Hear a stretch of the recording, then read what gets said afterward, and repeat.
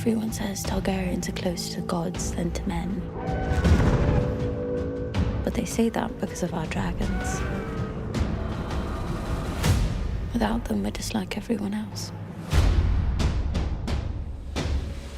What we really tried to do was create a world where dragons existed. At this point in the history, there have never been as many dragons in the world since the time of Old Valyria, when there were 1,000 dragons alive. That's quite a lot of dragons, but, you know, dragons are born, dragons die, dragons hatch. George really wanted the dragons to be colourful. I thought that was great, the idea that dragons are reptiles, and if you look at reptiles, they traditionally have very, very colourful coats. In the original series, dragons had lived at that point for 150 years, and when they're born, it's this miracle. Blood of my blood. Whereas in our world, not everybody has seen a dragon, but they are around, and they certainly, if you live in King's Landing, you've seen many of them fly overhead.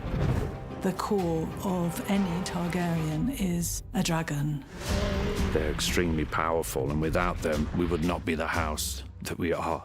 They're treated with fear and reverence and awe, but they're also used as threats. There's a kind of détente that exists when a force has such an overwhelmingly dominating power like dragons. They're weapons of mass destruction.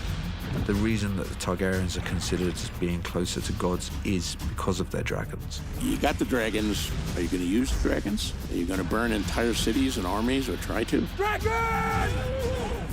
That's a big step for any king or lord or claimant to try to take. We also want to have the dragons be their own characters.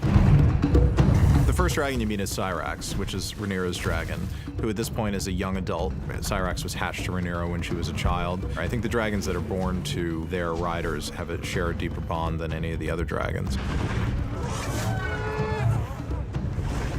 We kind of approached her like a bird of prey. So she's an eagle, she's built for speed, she's very proud and honorable. Caraxes, the bloodworm, Daemon's dragon, is quite another thing. Vicious, some would say. Short-tempered.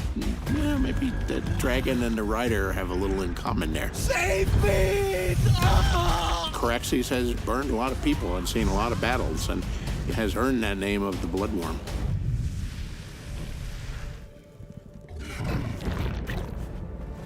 Another major dragon, I think, that you would have to say is, of course, Vhagar. Vhagar is the oldest, largest dragon in the world, certainly the largest dragon you've ever seen on Game of Thrones.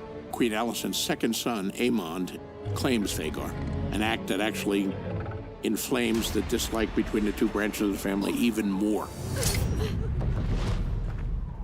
Vhagar is kind of old and falling apart a bit.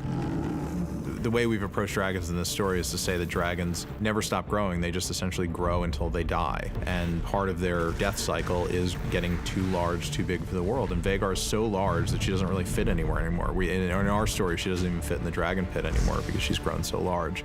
And that's created a bit of a loner personality to her. And she's very grumpy, she sleeps a lot. You know, she's like an old cat.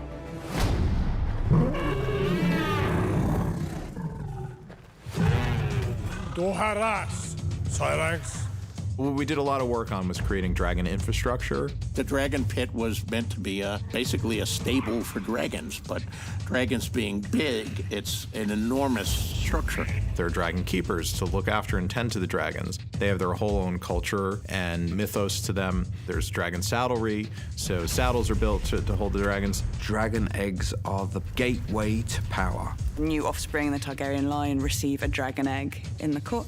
Hopefully that hatches, and then they will be sort of joined for the rest of their life. I think it's quite interesting the way that the dragon eggs are described as only being partially successful in hatching.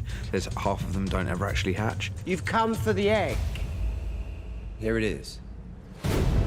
The story of House of the Dragon is a character-driven story with a lot of dragons. Everybody knew that if you messed with the Targaryens, you would get the dragon. So nobody dared to overthrow them. And at this time, the only thing that could tear down the House of the Dragon was itself. Fire is such strange power. Everything that House Targaryen possesses is owed to it. Yet it has cost us both what we love. Dracarys!